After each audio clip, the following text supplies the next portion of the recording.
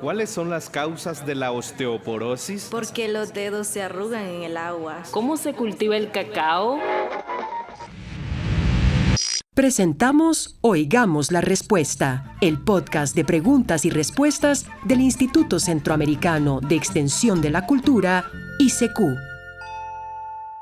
Nuestro deseo por aprender no sabe lo que es el cansancio, pero sí sabe muy bien lo que es el repaso.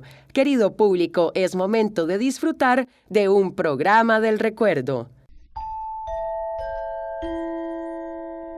¿Qué es lo que pasa cuando un caballo bota el casco?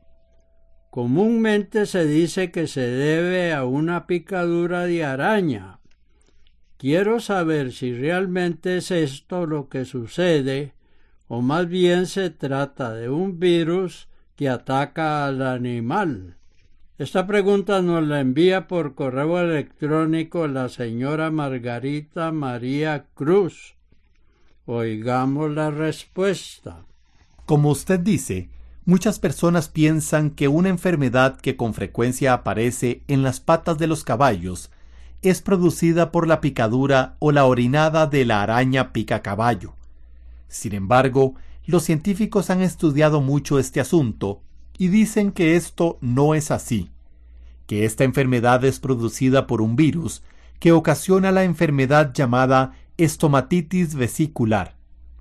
Esta enfermedad produce llagas en diferentes partes y no solo ataca a los caballos, también afecta, por ejemplo, a las vacas y a los cerdos, aunque por lo general los caballos son los que más la sufren. Cuando las llagas se encuentran alrededor del casco, el caballo puede renquear y hasta puede perderlo. El tratamiento adecuado consiste básicamente en mantener muy limpia la parte afectada o dañada, para evitar que se infecte. Se puede lavar bien con un jabón antibacterial, como por ejemplo con Protex. Después se seca y se le pone un medicamento que se llama clorexidina, que se consigue donde venden productos agroveterinarios. Además, es importante mantener el caballo en un lugar limpio y aislado de otros animales para que no los contagie. En caso de que la zona se infecte, es necesario ponerle un antibiótico y así evitar que el caballo bote el casco, porque de lo contrario queda con cojera.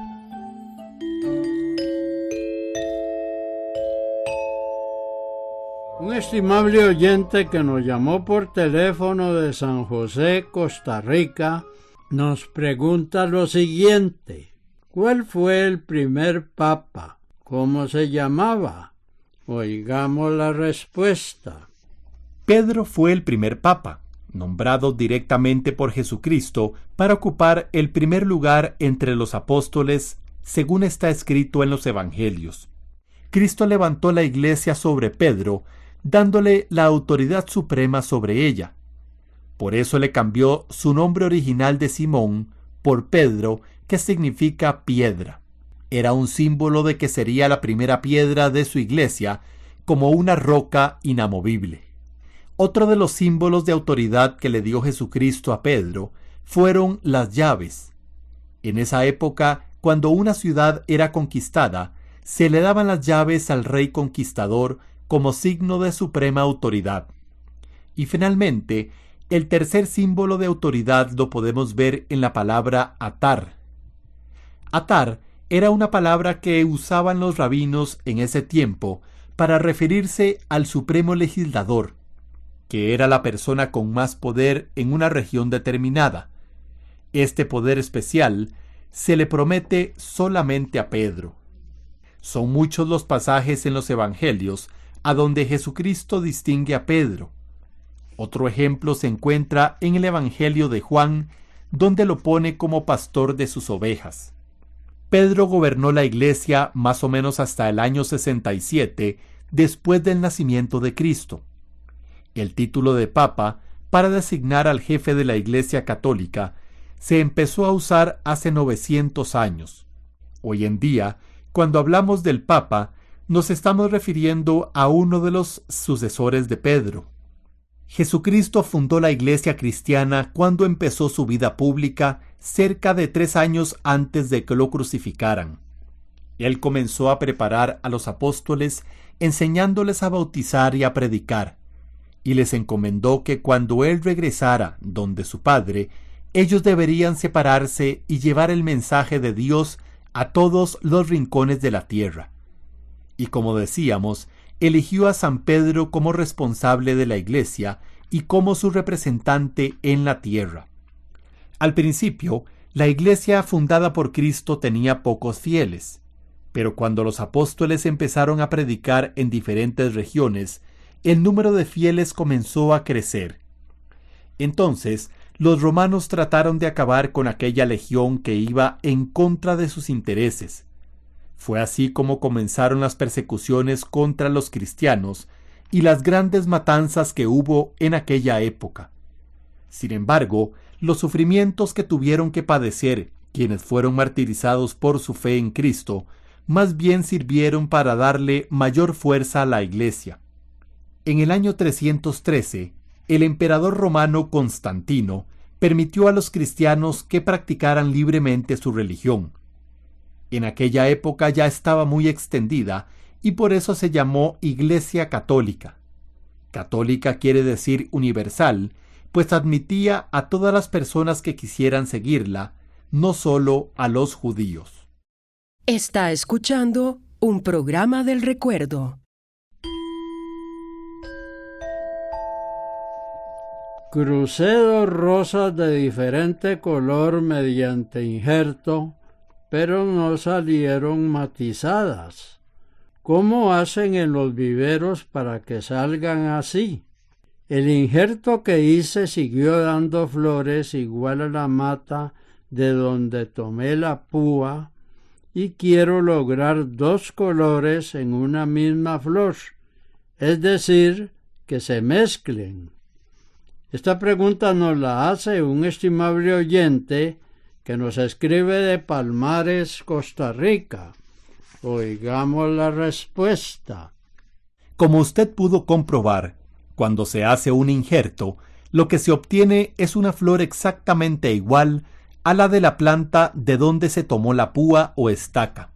Si usted tomara púas de matas de rosas de diferentes colores y los injertara en una misma planta, va a tener una mata con rosas de diferentes colores.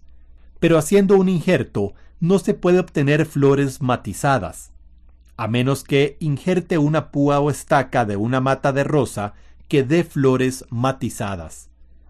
Vamos a decirle que los cambios de color, forma, aroma u otras características de las plantas se producen principalmente de 2 maneras. Una es por medio de mutaciones, que se dan en la naturaleza.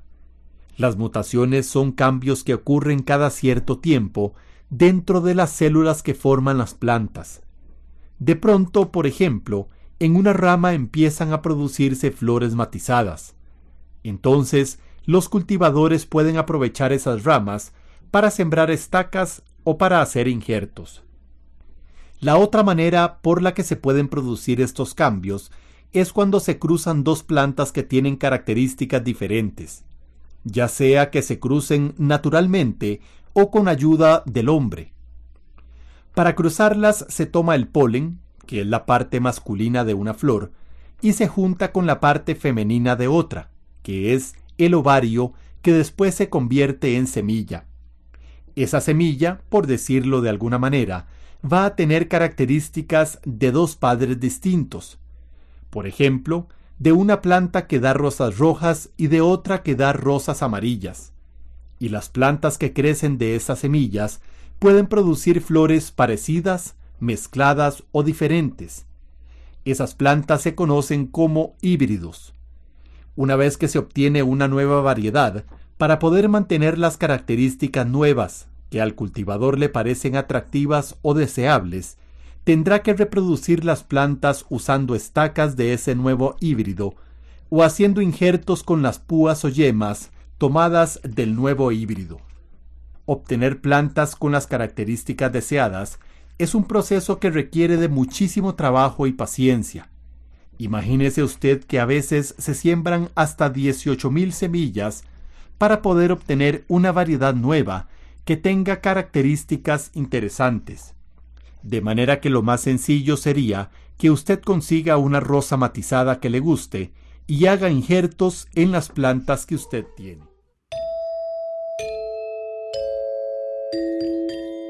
Quiero saber si es cierto que los elefantes tienen buena memoria.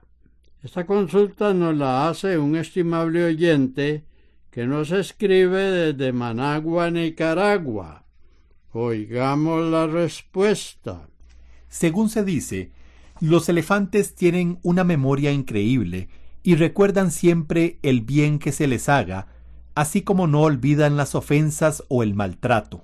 Cuentan que en una ocasión, un elefante roció con agua a un sastre que hacía mucho tiempo le había punzado la trompa con una aguja.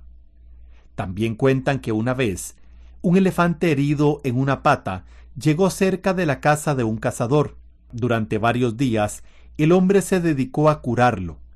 Y relata este señor que tiempo después, cada vez que el elefante lo veía, se le acercaba, le agarraba la mano con la trompa y la ponía encima de la parte que le había curado.